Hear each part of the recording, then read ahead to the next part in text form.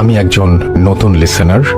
আমার এক বন্ধুর কাছে আপনার এই ভূত.com এর এপিসোডের কথা শুনি, তাই আমারও ইচ্ছে হলো আমার একটা অভিজ্ঞতার কথা আপনাদের সাথে শেয়ার করি। আমার নাম এমডি রুবায়েত ইসলাম। আমি একজন এইচএসসি পরীক্ষার্থী এবং কুমিল্লা ভিক্টোরিয়া কলেজের বিজ্ঞান শাখায় অধ্যয়নরত। আমার গ্রামের বাড়ি কুমিল্লার বুড়িচং থানার একটি গ্রামে। আমি এবার ঘটনায় চলে যাই। 2018 সালে আমি আমার এইচএসসি পরীক্ষার শেষে এক বন্ধুর দাদুর বাড়ি বেড়াতে যাই। বলে রাখা ভালো যে আমার ওই বন্ধুর দাদুর বাড়ি খুলনা জেলার কোনো একটা গ্রামে। আমি গ্রামের নাম প্রকাশ করতে চাচ্ছি না, তবে এটি সুন্দরবনের একেবারেই কাছাকাছি একটি গ্রাম। আমি সন্ধ্যা 7টায় তাদের বাড়িতে পৌঁছাই। বাড়িতে শুধু তার দাদু থাকতেন আর তার দেখাশোনার জন্য একজন কেয়ারটেকার। তার সব ছেলে বিদেশে থাকে। দাদু আমাদের দুজনকে দেখে খুব খুশি হলেন। আমি হাত মুখ ধুয়ে দাদুর সাথে গল্প করতে বসলাম। রাত তখন 8টা। আমি উঠোনে বসে আমার ওই বন্ধুর সাথে একটা চেয়ারে কথা বলছিলাম। হঠাৎ দেখতে পেলাম দাদুদের বাসার ছাদে কে যেন চেয়ারে বসে আছে। আমি তাড়াতাড়ি ঘরে গেলাম আর দাদুকে বললাম, দাদু, তোমার ঘরের ছাদে কে যেন বসে আছে। তিনি বললেন, ও কিছু না, তুমি ঘরে যাও আর খাওয়া দাওয়া করো। সেদিন রাতে আমি একটা স্বপ্ন দেখলাম বনের ভেতর একটা বাচ্চা মেয়ে আমাকে তার থেকে ডাকছে। মেয়েটির গায়ে কমলা রঙের জামা, হাতে একটা পুতুল। সে আমাকে তার কাছে যেতে ইশারা করছে। আর হঠাৎই বনের ভেতর থেকে চিতাবাঘের গর্জন শোনা গেল, আর সাথে সাথে স্বপ্নটাও ভেঙে গেল। সকালে উঠে আমি স্বপ্নের কথা ভুলে যাই, তাই কাউকে বিষয়ে কিছু বলিনি। আমরা সকাল 10টায় বাইরে ঘুরতে বের হই। দাদুর বাড়িটা বলতে গেলে একদম বনের পাশেই। এর কিছু দূর পর্যন্ত জঙ্গল, তারপর একটা সরু নদী, আর নদীর ওপারে গহীন জঙ্গল। দাদুর রুচির প্রশংসা করতে হয়। বনের ধারে দোতলা পাকা বাড়ি। এ কথা বলতে বলতেই আমি আমার বন্ধুর দিকে তাকিয়ে দেখি সে যেন কি ভাবছে। আমি তাকে হ্যাচকায় টান মেরে বলি, কি ভাবছিস? সে আমাকে বলল, আমার দাদু বলেছিলেন যে জঙ্গলের একদম ভেতরে একটা ফরেস্ট অফিসারদের বাংলো রয়েছে, চল সেটা দেখে আসি। আমি বললাম, তাহলে চল। আমরা জঙ্গলের ভেতরে হাঁটতে লাগলাম, কিন্তু মাঝপথে বাড়ির কেয়ারটেকার এসে বলল, তোমরা এখন কোথায় যাচ্ছ? আমি বললাম, এই তো সামনে। তিনি বললেন, আর যাবার দরকার নেই, এই সময় বাঘ বের হয় খাবারের খোঁজে, চলো তোমরা বাড়িতে চলো। আমি কিছু বললাম না। দুপুরে আমি আমার বন্ধু সকলের আড়ালে বেরিয়ে পড়লাম। আবার ওইদিকে হাঁটা লাগালাম। প্রায় 20 মিনিট হাঁটার পর আমি আমার বন্ধুকে বললাম, কই রে, আর কত দূর? তখনই আমার কানে একটা শব্দ ভেসে আসলো। আমার বন্ধু বলল, মনে হয় কেউ এদিকে আসছে। আমি তো দৌড় দেওয়ার জন্য রেডি হয়েছিলাম, মনে করেছিলাম বাঘ। তারপর শব্দটা আবার ভালোভাবে শুনে মনে হলো কি যেন এক পায়ে এবং একটা বাঁশ দিয়ে জোরে জোরে শব্দ করে করে আসছে। আমার বন্ধু তখন আমাকে দেখে ভোঁ দৌড় মারল। আমি তেমন একটা ভয় পাইনি। শব্দটা যেন আমাকে আঁকড়ে ধরেছে। আমার সামনে দিয়ে একজন ইংরেজ ধরনের ভদ্রলোক হেঁটে গেল। তার মাথায় হ্যাট, হাতে লাঠি, আর পরনে পুরাতন ফরেস্ট অফিসারের ড্রেস। তিনি আমার দিকে না তাকিয়ে সোজা বনের আড়ালে চলে গেলেন। আমি ভাবতে লাগলাম যে এখনো কি এরকম লোক আমাদের এই বাংলায় আছে? ইংরেজরা তো চলে গেছে কত বছর হলো। মনে তখনও ভয়ের আবির্ভাব হয়নি। আমি কোনো মতে জঙ্গল থেকে বের হয়ে দেখি আমার বন্ধু দাঁড়িয়ে আছে। সে আমাকে বলল, কিরে, কাকে দেখলি সেখানে? আমি তাকে ধমক দিয়ে বললাম, তুই আমাকে ফেলে চলে আসলি কেন? সে আমাকে বলল, বন্ধু, আমি ভয় পেয়ে গিয়েছিলাম। সেদিন তাকে কিছু বললাম না। পরদিন আমি একাই বনের ভেতরে গেলাম।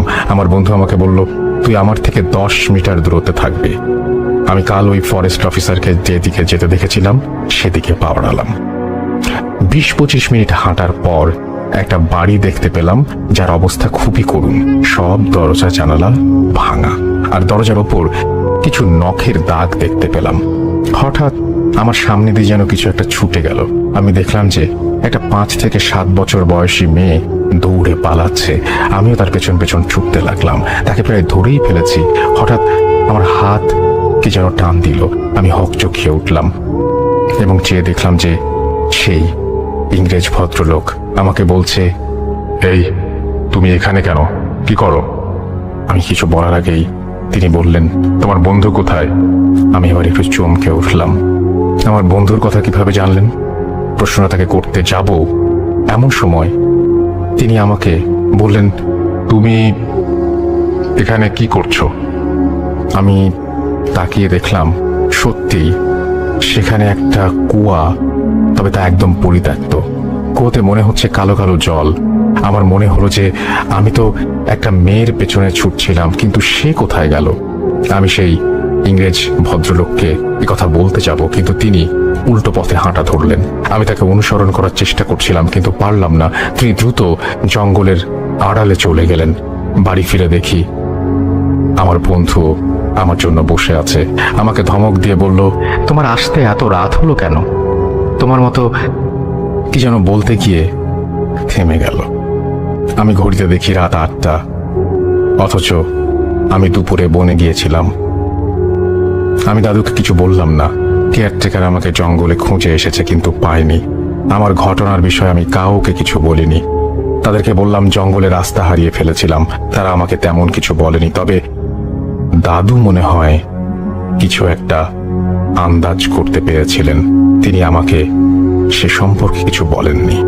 সেদিন সন্ধ্যায় আমি ঘরে উঠোনে বসেছিলাম আর একটা কাঠি দিয়ে বাড়ির সামনে থাকা গাছের গুড়িতে দাগ কাটছিলাম। হঠাৎ আমার ঠিক পাশে এসে একটা মেয়ে বসলো। সে আমার দিকে তাকিয়ে জিজ্ঞেস করলো, তুমি কে? এখানে কি করো? আমি তাকে বললাম, আমি ওই দাদুর বাড়ির অতিথি, এখানে বেড়াতে এসেছি। সন্ধ্যার সময় হওয়া সত্ত্বেও আমি তার মুখটা ভালোভাবে দেখতে পাচ্ছিলাম না। আর সন্ধ্যার আকাশে যেমন সুতোর মতো সূর্যের রক্তিম আভা থাকে, তাও যেন এক নিমিষে মুছে গেল, আর নেমে এলো নিমন্ত্রণহীন অন্ধকার। আমি তাকে তার বাড়ির কথা জিজ্ঞেস করতেই সে কেমন যেন আঁতকে উঠল, আর কিছুক্ষণ চুপ থেকে আমাকে বলল যে তার বাসায় দাদুদের বাসার 2টি বাসা পরেই। এ কথা বলে সে উঠে যেতে চাইল আর বলল অনেক রাত হয়ে গেছে, আর সে কথা বলতে পারবে না। এ বলে সে দাদুদের বাড়ির পেছনের দিকটায় হাঁটতে শুরু করলো। আমি তাকে এগিয়ে দিতে চেয়েছিলাম, সে শুনল না। বলল, কাল আবার দেখা হবে। এ কথা বলে সে চলে গেল। আমি সেই রাতে আর বাইরে বের হইনি। পরের দিন দুপুর 12টার দিকে ঘুম থেকে উঠে শুনি আমাদের আসার খবর শুনে এক বন্ধু, এক চাচাতো ভাই বাড়িতে এসেছে। তাদের সাথে পরিচয় ঘটে এবং সেই সুবাদে তারা জঙ্গলের ধারে একটা বাড়ি আছে, সেখানে প্রায় 76 বছর আগে একটা পরিবার থাকতো, তারা সেটা বলে। আমি তাকে জিজ্ঞেস করলাম, তুমি কিভাবে জানলে এই বিষয়ে? সে আমাকে বলল যে কথাটা সে আরো আগে দাদুর কাছ থেকে শুনেছে। সে আমাকে বিকেলে সেখানে নিয়ে যাবে। আমি তার কথা মতো বিকেল 4টার দিকে রেডি হয়ে বেরিয়ে পড়লাম। আমার সাথে কেন যেন আমার বন্ধু যেতে চাচ্ছিল, তাই আমি ও তার চাচাতো ভাই আমরা একসাথে গেলাম। আমরা জঙ্গলের দক্ষিণ সাইডে গিয়ে একটা ভাঙা বাড়ি দেখতে পেলাম। আমার বন্ধু চাচাতো ভাই বলল যে এটা ফরেস্ট অফিসারদের জন্য তৈরি করা হয়েছিল। আমি তাকে জিজ্ঞেস করলাম, তুমি কি করে জানলে? সে আমাকে বলল যে সে তাদের সাথে দেখা করেছে। আমি কিছুক্ষণ চুপ করে থাকলাম। সে আমাকে চুপ করে থাকতে দেখে বলল, তুমিও চাইলে দেখা করতে পারো। আমি তাকে জিজ্ঞেস করলাম, তারা কি এলাকায় থাকে? তখন সে বলল, আমি জানি তারা কোথায় থাকে। আমি তোমাকে 2 দিন পর রাতে তাদের বাড়ি নিয়ে যাব, আর খবরদার তুমি এই বিষয়ে কাউকে কিছু বলবে না। আমি তার কথা সায় দিলাম, আমি কাউকে কিছু বলবো না। আমি এই 2 দিন কিভাবে কাটাবো তাই ভাবছিলাম। পরদিন দুপুরে আমি বাসার নিচে বসে আছি, এমন সময় মনে হলো কেউ আমার ঘাড়ে হাত রেখেছে। আমি পেছন ফিরে দেখি মেয়েটি, যাকে আমি রাতে এগিয়ে দিতে চেয়েছিলাম, সে শোনেনি। আমাকে বলল, ও তুমি তো পরশু আমার বাড়ি যাবে। আমি এবার বেশ চমকে উঠলাম। আমার সাথে তো তার এই বিষয়ে কোনো কথা হয়নি, তাহলে কিভাবে সে জানলো? আমি তাকে জিজ্ঞেস করলাম, কিন্তু জিজ্ঞেস করার আগে সে বলে উঠল, অয়ন দাদা বলেছে, মানে আমার বন্ধুর চাচাতো ভাই তাকে বলেছে। আমি বললাম, তুমি অয়নকে চেনো? সে বলল, ও মা, চিনবো না কেন? গত বছর ও আমার বাড়ি গিয়েছিল। আমি জিজ্ঞেস করলাম, তোমার বাড়িতে কে কে আছে? সে বলল, আমার বাবা, মা আর আমি। এ বলে সে বলল, আমার অনেক কাজ আছে, পরে দেখা হবে। একদম দাঁড়ালো না। আমি কিছু জিজ্ঞেস করতে পারলাম না। 2 দিন পর আমি আমার বন্ধুদের বাড়ির ছাদে বসলাম। এ কথা সে কথায় আমি তাকে বলে উঠলাম, আমি তো ভাইয়ের সাথে এক জায়গায় যাব, তুই যাবি? সে আমাকে বলল, না, খালি চুপ করে থাকলো। আমি বেশ অবাক হলাম এবং তাকে জিজ্ঞেস করলাম, চুপ করে আছিস কেন? সে আমাকে বলল, বন্ধু, তুই ওর সাথে যাস না। আমি তাকে জিজ্ঞেস করলাম, কেন, কি হয়েছে? সে আমাকে শুধু এটুকু বলল যে আমি যেন সাবধানে থাকি। আমি তার কথার মাথা মুন্ডু কিচ্ছু বুঝতে পারলাম না, পাত্তাও দেয়নি, যদিও দেয়া উচিত ছিল। সেদিন সন্ধ্যার দিকে আমি ও আমার চাচাতো ভাই, আমার বন্ধুর চাচাতো ভাই, বনের উত্তর দিকে ক্রমশ ভেতরের দিকে যেতে লাগলাম। আমি খেয়াল করলাম যে আমরা সেই ইংরেজ ভদ্রলোককে যেখানে দেখেছিলাম হেঁটে যেতে, সেই দিকটাতে হাঁটতে শুরু করেছি। উত্তর থেকে দক্ষিণে আমরা হাঁটছি। যখন আমরা একদম নদীর ধারে, তখন আমার সেই বন্ধুর চাচাতো ভাই বলে উঠল, আমরা রাত হওয়া পর্যন্ত এখানে অপেক্ষা করব। আমি এবার একটু অবাক হলাম এবং তাকে বললাম, আমরা তো তাদের সাথে দেখা করতে আসবো, এতে রাত হবার কি দরকার? আর এই জঙ্গলে থাকছো কেন? তখন ও আমাকে বলল, আমরা আমাদের ইচ্ছে মতো তাদের সাথে দেখা করতে পারবো না। এই বাড়ির মালিক আমাদের রাতে আসতে বলেছেন। আমি আর কিছু বললাম না। রাত প্রায় 8টার দিকে জঙ্গলের পাশের নদীর ধারে একটা ছোট্ট ব্রিজ দেখতে পেলাম। আমি তার ওপর উঠতে গিয়েছি, এমন সময় নদীর ওপর জঙ্গল থেকে বাঘের মতো একটা গর্জন শুনলাম। আমি আওয়াজ শুনে তাড়াতাড়ি ব্রিজ থেকে নামতে যাব, তখন আমার মনে হলো যে আমার সাথে থাকা চাচাতো ভাই নেই। এই জঙ্গলে এমন একটা সময়ে নিজেকে একদম একা মনে হলো। বাঘের গর্জনটা আমার চারপাশ থেকে আসতে লাগলো, আমার শরীর ভেতর থেকে ঠান্ডা শীতল হাওয়া বইতে লাগলো। হঠাৎ আমি সে ব্রিজের মধ্যে একটা বাঘের আকৃতির অবয়ব দেখতে পাই, সেটা ক্রমশ আমার দিকে এগিয়ে আসছে। তখন আমার নাম ধরে কেউ একজন ডাকলো। সেই ডাকটা খুবই পরিচিত একটা ডাক, সেই টুরিস্ট অফিসারের। আর তিনি আমার কাছে এসে হাতে থাকা একটা বন্দুক দিয়ে গুলি ছোড়া শুরু করলেন। আস্তে আস্তে পেছনে যেতে লাগলেন আর আমিও তার সাথে সাথে যেতে লাগলাম। তিনি আমাকে তার সাথে যেতে ইশারা করলেন আর সেই অফিসার আস্তে আস্তে জঙ্গলের একটু বাইরের দিকে আমাকে নিয়ে এলেন। তিনি আমাকে জিজ্ঞেস করলেন, তোমার কোথাও লাগেনি তো? আমি মাথা নেড়ে না সূচক জবাব দিলাম। তিনি আমাকে তার বাসায় যেতে বললেন। আমি তাকে অনুসরণ করতে লাগলাম। তিনি একটা বাড়ির কাছে আমাকে নিয়ে গেলেন। বাড়িটা দোতলা আর একটা অনেক বছর আগের বাড়ি মনে হলো। মনের ভুল বলে উড়িয়ে দিলাম। অফিসারটা দরজায় কড়া নাড়লেন, ভেতর থেকে কে যেন দরজা খুলে দিল আর আমাদেরকে হাতের ইশারায় ভেতরে আসতে বলল। বাসায় তখন কোনো আলো জ্বলছিল না, আর যার ফলে আমি কাউকে দেখতে পাচ্ছিলাম না। সব কেমন যেন কুয়াশার মাঝে মাঝে থাকা অবয়বের মতো লাগছিল। আমি শুনলাম এক নারী মূর্তি বলে উঠল, তুমি এসেছো? আর তোমার নাম তো রুহি, তুমিও এসেছো? আমি এ কথা শুনে একদম চমকে উঠলাম। সেই নারী মূর্তিটি বলে উঠল, আমার মেয়ে তোমার সঙ্গে কথা বলেছে, আমাকে বলেছে। আমি হঠাৎ আমার পাশে কারো উপস্থিতি অনুভব করলাম। আমি তাকিয়ে দেখি সেই মেয়েটা যে আমার সাথে সন্ধ্যায় দেখা করত। আমি তাকে বলে উঠলাম, আরে তুমি এখানে? মেয়েটি বলে উঠল, তোমাকে বলেছিলাম না যে আমাদের বাসায় নিয়ে আসবো?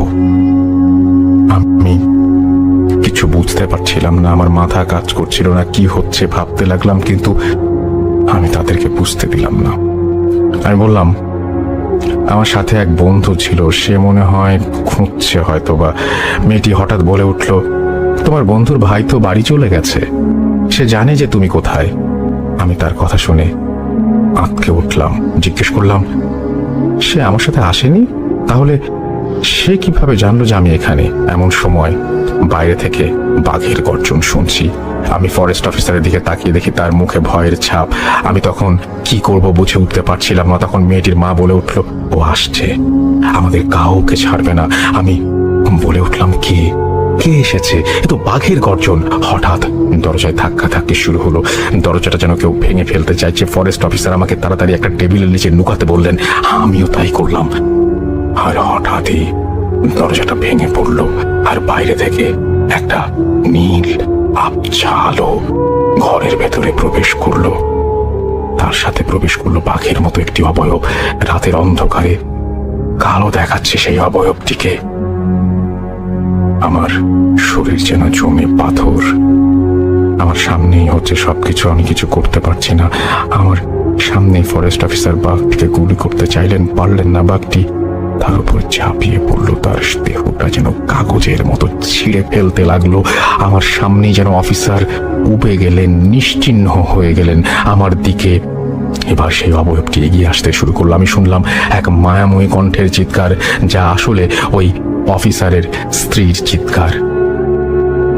এবার তাকে সেই অবয়বটি আক্রমণ করেছে। আমি হঠাৎ সেই ছোট্ট মেয়েটিকে ঘর থেকে বাইরে দৌড় লাগাতে দেখলাম। আমি সমস্ত শক্তি দিয়ে মনকে স্থির করে তার পেছনে ছুট লাগালাম। তাকে বাঁচানোর জন্য যা করা দরকার তাই করব। মেয়েটি সোজা সেই কুয়োর দিকে যেতে লাগলো, আমার যেখানে সেই অফিসারের সাথে দেখা হয়েছিল। আমি তাকে থামতে বললাম অনেকবার, কিন্তু সে আমার কথা শুনলই না। আমি তার পেছন পেছন ছুটছিলাম, আর তখনই আমার পাশে সেই বাঘটি বা সেই অবয়বটি আমি দেখলাম। এক ঝলক তাকিয়ে দেখি সে মেয়েটিকে ধাওয়া করছে। আমি একটু অবাকই হয়েছিলাম এরকম আচরণে। আমি বাঁচানোর কথা আমি প্রায় ভুলে গিয়েছি। আমি শুধু ভাবছি যে শিকার কাছে পেয়েও বাঘ কেন ছেড়ে দিল। আমি যেন আর ভাবতে পারছিলাম না। স্তব্ধতা ভেঙে গেল সেই মেয়েটির চিৎকারে। মেয়েটি কুয়োতে ঝাঁপ দিয়েছে।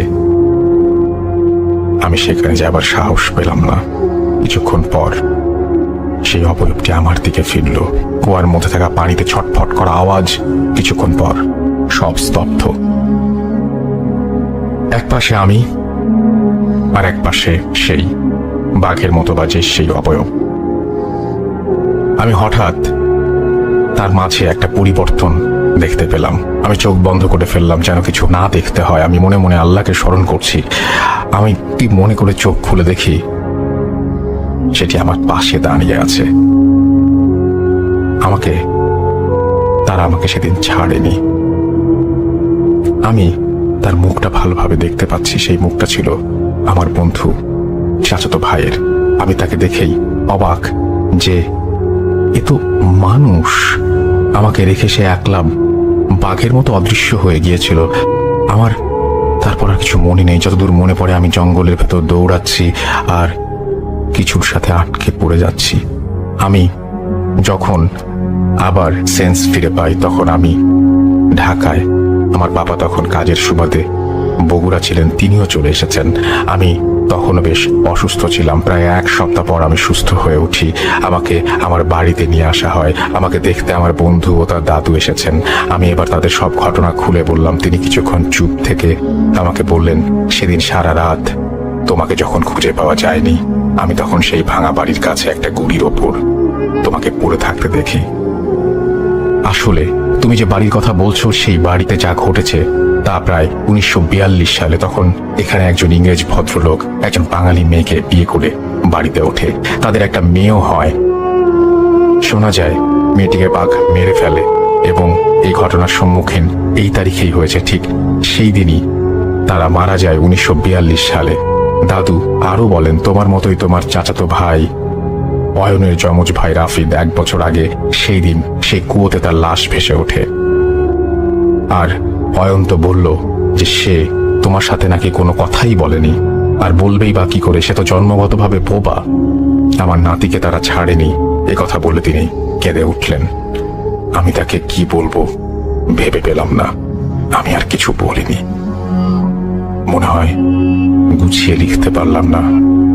ঘটনাটি পড়ে শোনাবার অনুরোধ রইল।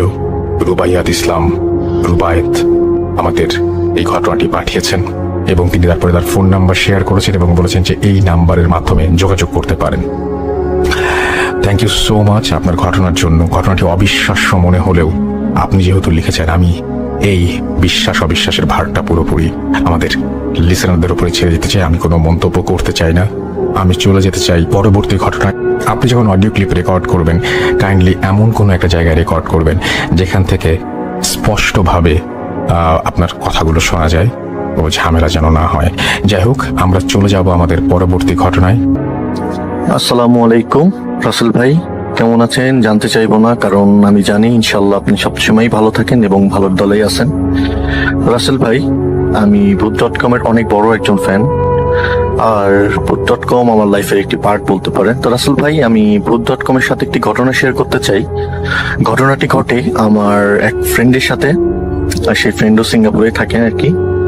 তো ঘটনাটি ঘটে 2014 সালের শেষের দিকে। রাসেল ভাই, ঘটনা শেয়ার করার পূর্বে আমি আমার পরিচয়টা দেই। আমি মোহাম্মদ আমিনুল ইসলাম, আমি বর্তমান সিঙ্গাপুর থেকে বলতেছি এবং আমার দেশের বাসা পাবনা জেলা ঈশ্বরদী থানা দাসুরিয়াতে। রাসেল ভাই, ঘটনাটি ঘটে এরকম, আমার ওই ফ্রেন্ডের দাদারা ছিলেন দুই ভাই। তো আমার ওই ফ্রেন্ডের দাদা কোনো এক সময় মানে ওই দুই ভাইয়ের মধ্যে মানে সম্পত্তি ভাগাভাগি হয়ে আলাদা হয়ে যায়। তো আমার এই ফ্রেন্ডের দাদা ছিলেন একটু অ্যাবনর্মাল টাইপের। তো আমার ওই ফ্রেন্ডের দাদার যে ভাই ছিলেন, তিনি মানে চালাকি মতো করে তার সমস্ত সম্পত্তির মানে বেশিরভাগটাই তার অংশে নিয়ে নে, মানে আমার এই ফ্রেন্ডের দাদাকে মানে একবারে মানে অল্প কিছু পরিমাণ মানে ভাগ দিয়ে আলাদা পৃথক করে দেওয়া হয়। তো এমন অবস্থা তাদের সংসারে একটি টান পড়ে যায় আর কি। তো এর মধ্যে আমার ওই ফ্রেন্ডের বাবা ছিলেন একজন কৃষিকাজ করে তারা জীবিকা নির্বাহ করতেন আর কি। তো রাসেল ভাই, আমার ওই ফ্রেন্ডের আম্মা তার বাবার বাড়ি থেকে, আমার ওই ফ্রেন্ডের নানার বাড়ি থেকে কিছু সম্পত্তি ভাগ পাই আর কি। তো সেই সম্পত্তিটা মানে ভাগ পাওয়ার পরে তার মা চিন্তা করে, যেহেতু তাদের সংসারে অনেক টানাটানি এবং আমার ফ্রেন্ডরা ছিলেন দুই ভাই এক বোন। তো আমার ওই ফ্রেন্ডের আম্মা চিন্তা করেন যে আমার ওই ফ্রেন্ডকে মানে সিঙ্গাপুরে পাঠিয়ে দিবেন আর কি, তো বিদেশে পাঠাবেন। তো এর মধ্যে মানে তারা জমি জাতি সমস্ত কিছু বিক্রি করে এক পর্যায়ে আমার ওই ফ্রেন্ডকে সিঙ্গাপুর পাঠিয়ে দেয়। তো সিঙ্গাপুর পাঠানোর পর দেশে থাকেন এক ভাই, তার বোন এবং তার বাবা মা আর কি। তো এর মধ্যে তাদের সংসারের ততটাও মানে চলাচল সচল না থাকায় এক পর্যায়ে তার চাচার তার ওই দাদার ভাইয়ের মানে যে ছেলে যারা ছেলে ছিলেন, তারা এক পর্যায়ে মানে মনে মনে অনেক খুশি থাকেন এবং তাদের ভালোটা কখনো তারা দেখতে পারে না বলতে অনেক জেলাসি আর কি, এরকম একটা তাদের মধ্যে সম্পর্ক আর কি।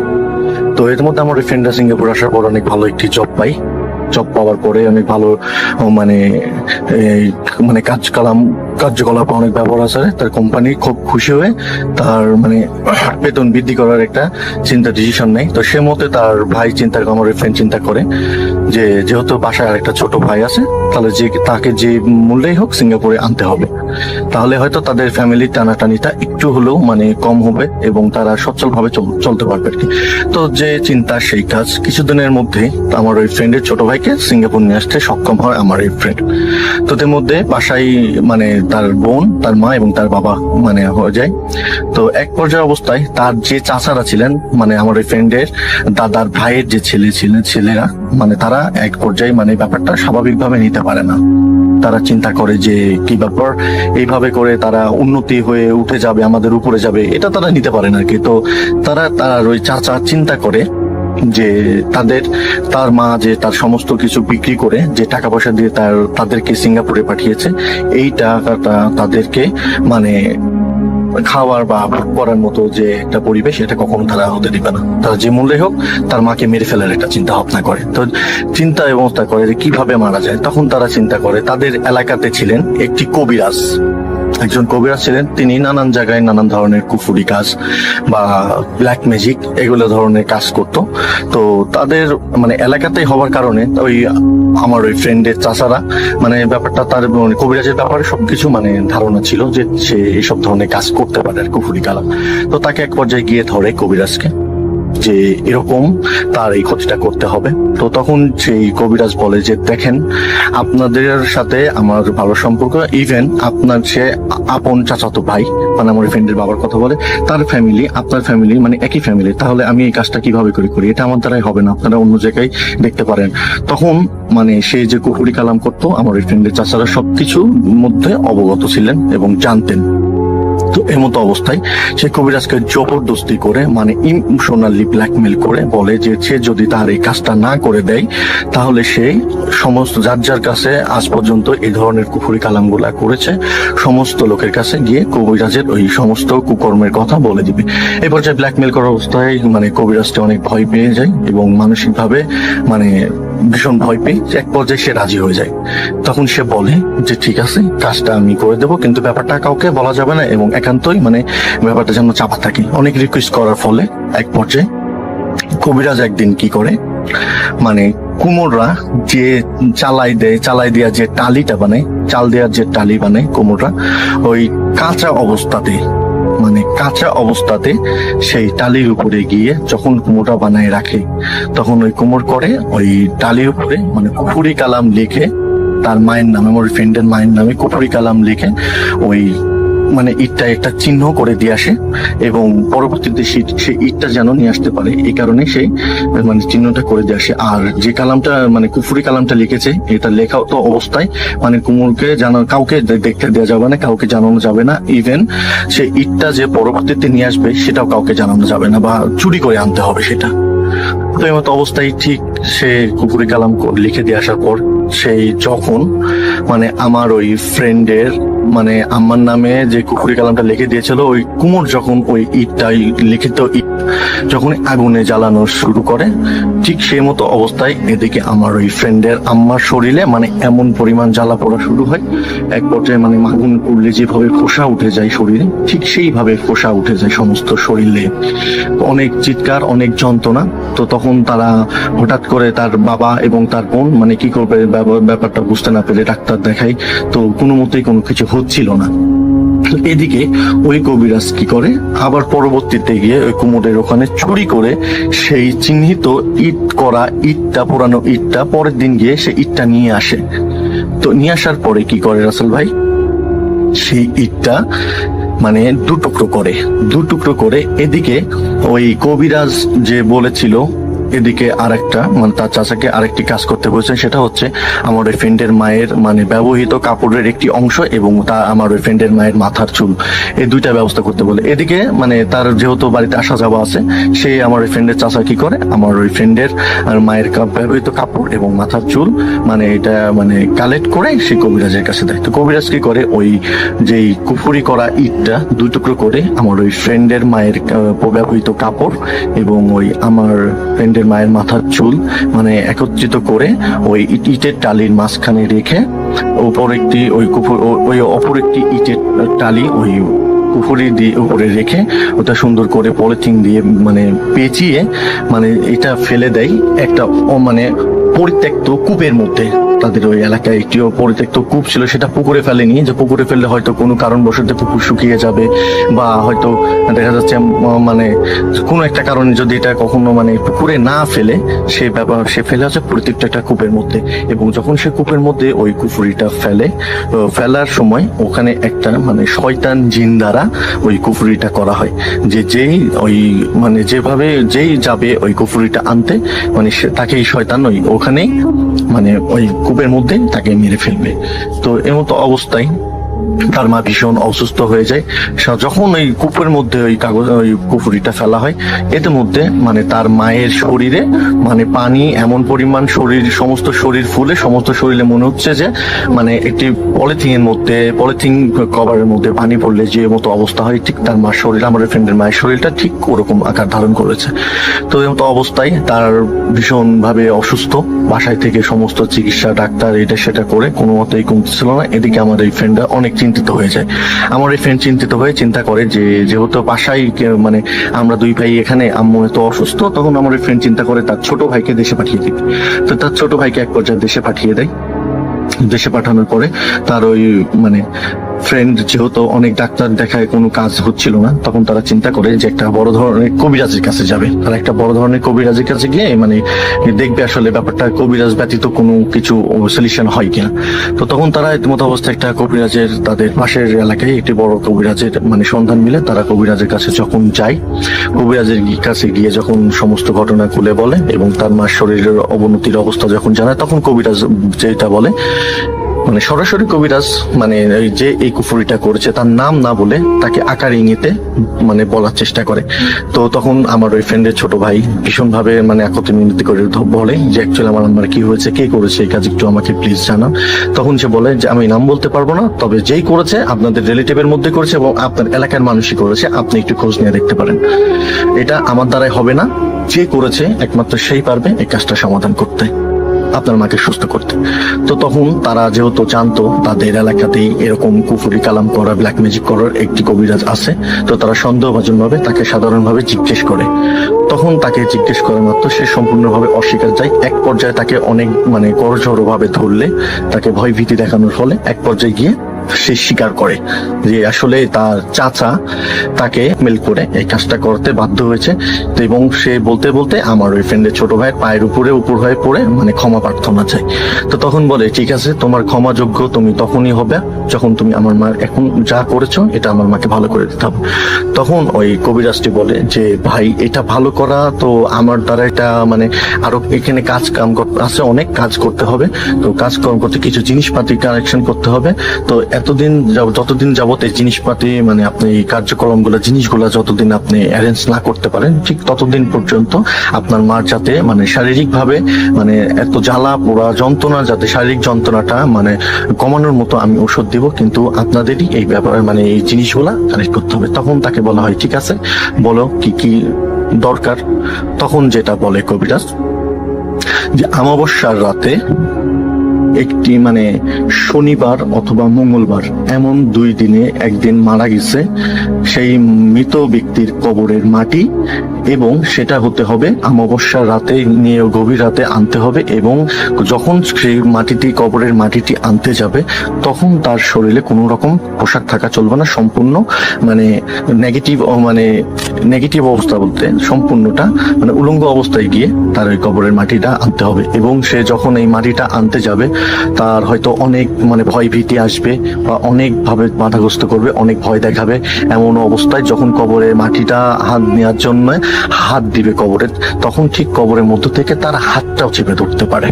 মানে এমন একটি অবস্থা। আপনি কি যদি পারেন তাহলে পারে মাটিটা এনে আমাকে দিলে পরবর্তীতে আমি ব্যাপারটা সলিউশন দিতে পারবো। তখন তাকে কবিরাজ বলে দেয় যে আপনার অবশ্য ভয় পাওয়ার কোনো কিছু নাই, কারণ আমার কাছে যে জিন আছে আমি সেই জিন দ্বারা চেষ্টা করব আপনাকে প্রোটেক্ট দেওয়ার জন্য। আপনাকে যতই ভয় ভীতি দেখানো হোক আপনি ভয় না পেয়ে আপনি চেষ্টা করবেন কবরের মাটিটা নেওয়ার জন্য। তখন তারা চিন্তা করে যে যেভাবেই হোক যে মাটিটা ব্যবস্থা করতে হবে। তখন আমার এই ফ্রেন্ডের ছোট ভাই রীতিমতো এই সমস্ত ঘটনা আমার এই ফ্রেন্ডকে জানায় সিঙ্গাপুরে। তখন আমার এই ফ্রেন্ডটা জানার পরে তখন আমার ফ্রেন্ডের মনটা সিঙ্গাপুরে আর টিকে না। তখন আমার ফ্রেন্ড মানে কিছুদিনের মধ্যে সে সিঙ্গাপুর থেকে কিছুদিনের 10 দিনের মতো ছুটি নিয়ে আমার ফ্রেন্ড দেশে চলে যায়। তো দেশে গিয়ে সমস্ত ঘটনা মানে এতে মধ্যে আমার ফ্রেন্ড দেশে যাইতে যাইতে আমার ওই ফ্রেন্ডের ছোট ভাই তার সমস্ত বন্ধু যারা যারা ছিল আশেপাশে আত্মীয় স্বজন সবাইকে জানায় দেয় যে এরকম খোঁজ রাখতে, যে শনিবার মঙ্গলবারে কে মারা গেছে কবরটার খোঁজ রাখতে এবং অমাবস্যার অপেক্ষা করতে থাকে। এতে মধ্যে আমার ওই ফ্রেন্ড দেশে চলে যায়। আমার ফ্রেন্ড দেশে যাওয়ার পরে ফ্রেন্ডকে সমস্ত কিছু ঘটনা খুলে জানানোর পরে তখন আমার ফ্রেন্ডরা মানে ব্যাপারটা নিয়ে অনেক মানে শখিন এবং অনেক মানে মানে কান্নায় ভেঙে পড়ে যে আসলে আমার আম্মার সাথে এরকম হচ্ছে, এই ঘটনা এটা কি কোনো ঠিক কাজ করেছে। সে যা অবস্থায় যেরকম অবস্থা আর কি এমতো অবস্থায় তারা এক পর্যায়ে মানে মানে তাদের বাসার পাশে একটি গোরস্থান ছিল তাদের এলাকাতেই, সেই এলাকাতেই মানে এরকম না পেয়ে মানে কবরের সন্ধান না পেয়ে তারা মানে তাদের পরবর্তী এলাকাতে মানে তাদের বাসার থেকে আনুমানিক আধা ঘন্টার মতো রাস্তা, হেঁটে যেতে আধা ঘন্টা লাগবে আমার ওই ফ্রেন্ডের বাসা থেকে। তো সেই কবরস্থানে মানে তারা খোঁজ পায় যে শনিবারের দিন একটি মানে মৃতদেহ দাফন করা হয়েছে। তো এর মতো অবস্থায় তখন তারা মানে খোঁজ নেওয়ার পরে কবরটা চিহ্নিত করে রেখে অপেক্ষা করে অমাবস্যার জন্য। তো এর মতো অবস্থায় মানে অমাবস্যা চলে আসে। তো অমাবস্যা আসার পর তো আমার ওই ফ্রেন্ড তখন চিন্তা করে যে এখন যেহেতু অমাবস্যা চলে আসছে তাহলে ওই মাটিটা তো যেভাবেই হোক ম্যানেজ করতে হবে। তখন আমার ওই ফ্রেন্ডের ছোট ভাই বলে যে যেভাবেই হোক আমার মায়ের জীবন রক্ষা করতে, যেই মা আমাদের মানে তার সমস্ত কিছু মানে বিক্রি করে তার সুখের তার চিন্তা না করে আমাদের মানে সুখের ঠিকানা দেখাইছে, অবশ্যই সেই মার জন্য জীবন গেলেও যাবে, এই মাটি আমাকে মানে ইয়ে করতেই হবে, ম্যানেজ করতেই হবে। তো যে অবস্থায় তো যেহেতু উলঙ্গ করে যেতে হবে রাত গভীর রাতে, তো তার বড় ভাই মানে কি করে ওই অমাবস্যার রাতে তার ভাই মাথাটা অন্যদিকে ঘুরিয়ে তার পরনের থেকে মানে লুঙ্গি পরেছিল মানে লুঙ্গিটা খুলে দেয়। তো এমতো অবস্থায় তিনি মানে যখন বাসায় থেকে বের হয়, বাসার থেকে বের হওয়া অবস্থায় মানে মিনিট 5 মতো ওরা বাড়ির থেকে হেঁটে গেছে, ঠিক তখনই মানে তার ভাইয়ের কণ্ঠ নিয়ে মানে ডাকাডাকি করতেছে তার ভাইয়ের নাম, মানে আমার ওই ফ্রেন্ডের ভাইয়ের নাম ধরে। আমার ওই ফ্রেন্ডের নাম আমি বলে রাখি, আমার ফ্রেন্ডের নাম ছিল তুষার এবং আমার ফ্রেন্ডের ছোট ভাইয়ের নাম ছিল হচ্ছে সজীব। তো তখন ওই তুষারের কণ্ঠ নিয়ে সজীব বলে সজীব সজীব বলে ডাকতেছে পিছন থেকে অনেক জোরে। কিন্তু আমার ওই ফ্রেন্ডের ছোট ভাইয়ের মাথায় একটা কাজই করতেছে, যেভাবেই হোক পিছনে তাকানো যাবে না। ও এর মধ্যে রাসেল ভাই কবিরাজ বলে দিছে যে কারোর সাথে দেখা হলে কথা বলা যাবে না এবং কারোর সাথে কোনো রকম মানে কথা বলা যাবে না, কথা যদি বলো এবং পিছনে ফিরে যদি তাকাও তাহলে কিন্তু এই মাটিটার কোনো কাজে দিবে না। তো এমতো অবস্থায় আমার ওই ফ্রেন্ডের ছোট ভাই কথাটা কবিরাজের এই কথাটা মনে রাখে এবং মনে রেখে সে বলে দুনিয়াতে যত কিছুই হয়ে যাক আমার আম্মাকে বাঁচাতেই হবে। তখন এই চিন্তা অবস্থায় তো রাসেল ভাই যখন সেই মানে রাত্রে গভীর রাতে অমাবস্যার রাতে যখন যাচ্ছে, এত বিদঘুটে অন্ধকার, তার নিজের হাতটাও দেখতে পারতেছে না, এত পরিমাণ অন্ধকার।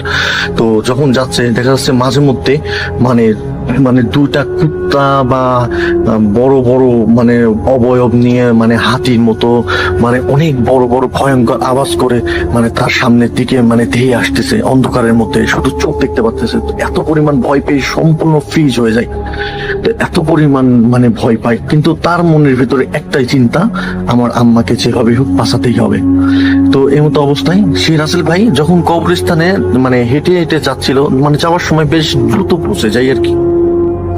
তো যখন ওই বলেছিল যে কবিরাজ যে হয়তো তুমি যখন কবরে হাত দিবে মাটিটা আনার জন্য, হয়তো এমন হতে পারে কবরের মধ্যে থেকে তোমার হাতটা চেপে ধরছে কিন্তু তোমার ভয় পাওয়া যাবে না। তো রাসেল ভাই এই মতো অবস্থায় তার মাথায় চিন্তা একটাই, আমার আম্মাকে বাঁচাতে হবে।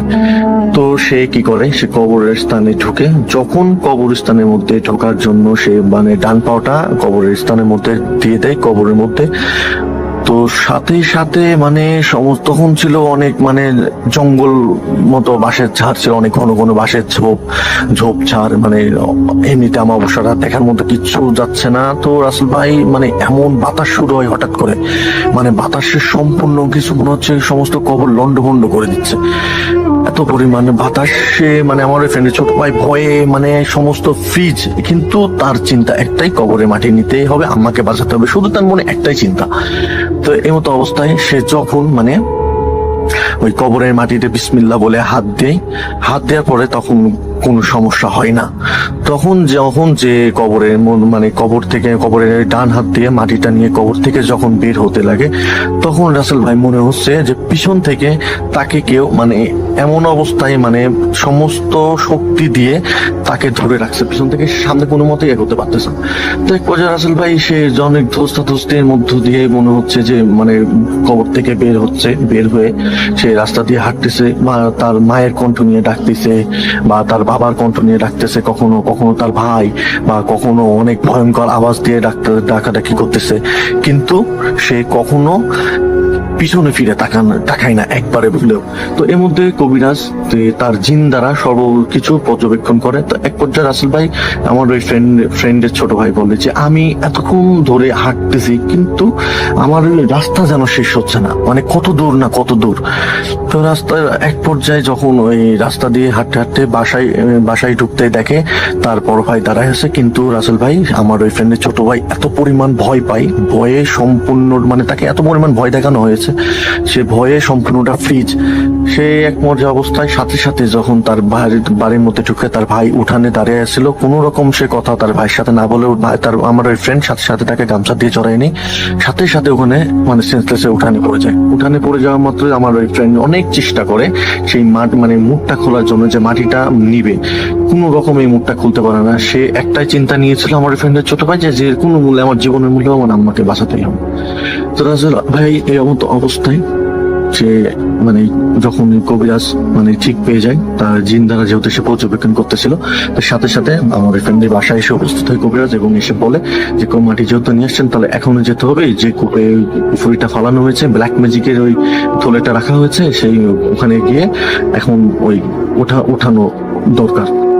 তো আমার ওই ফ্রেন্ডের ছোট ভাইয়ের মুখে পানি ছিটিয়ে কোন রকম মানে ধপ করে মানে যখন মানে উঠে মানে সেন্সলেস থেকে উঠে তখনই মানে বলে যে আমার হাতে মাটিটা আছে নাকি ভাই, আপনি একটু দেখেন। তখন দেখেন না মাটি আছে। তেমন অবস্থায় কবিরাজের সাথে ওই আমার ওই ফ্রেন্ড এবং ফ্রেন্ডের ছোট ভাই কবিরাজের সাথে ওই কূপের মধ্যে যায়। কূপের মধ্যে গিয়ে ওই কবিরাজ একটি মন্ত্র পড়ে কূপের কাছে গিয়ে ওই একটি মন্ত্র পড়ে ওই মাটিতে কবরের মাটিতে মন্ত্র পড়ে কূপের চারদিকে সুন্দর মতো ছিটিয়ে তখন আমার ছোট ফ্রেন্ডকে বলে যে এটা একটা জিন দ্বারা পর্যবেক্ষণ করা হচ্ছিল, যদি কোনো এইটা ব্যতীত যদি কেউ এই কূপের মধ্যে এখানে এসে ওই কুকুরটা তোলা চিন্তা করতো তাহলে তাকে মেরে ফেলতো ওই জিনটা।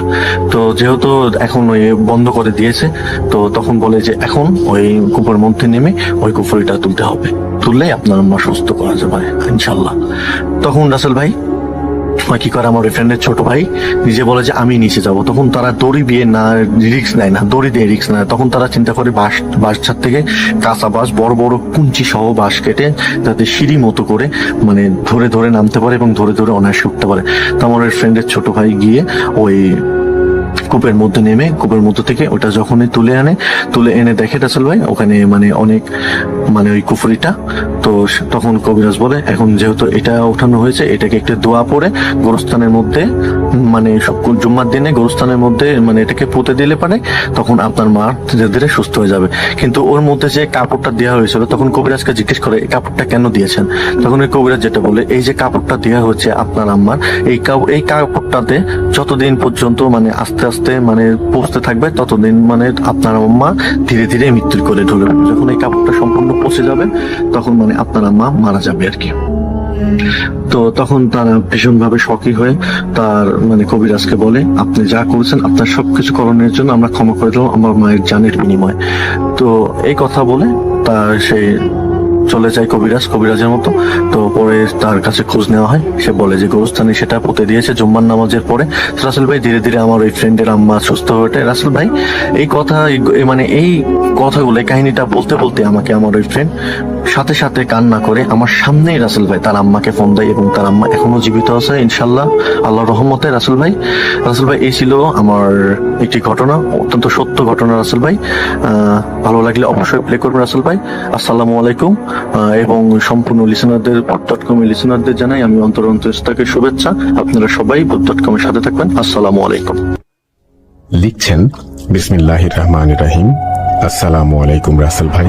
ওয়ালাইকুম সালাম। যেহেতু আপনি সবসময় ভালোর দলেই থাকেন তাই আজ আর জিজ্ঞেস করলাম না কেমন আছেন। আমার নাম নাইম হাসান, ফরিদপুর জেলার মধুখালী উপজেলার কোনো একটি গ্রামে আমার বাড়ি। আজকে আমি যে ঘটনাটি শেয়ার করব সেটি মূলত একটি লাশবাহী গাড়িকে কেন্দ্র করে ঘটে যাওয়া একটি ঘটনা। স্টুডিওতে এসে ঘটনা শেয়ার করার ইচ্ছে থাকলেও সময় স্বল্পতার কারণে সম্ভব হয়নি, তাই আমি চাই ঘটনাটি আপনি পড়ে শোনান। ঘটনা শোনা এক লাশবাহী গাড়ির ড্রাইভারের কাছে। তার বাড়িও আমাদের গ্রামে। তিনি সাধারণত লাশ বহন করার কাজে নিয়োজিত। তার নাম রাশেদুল ভাই। এবার আসি ঘটনায়।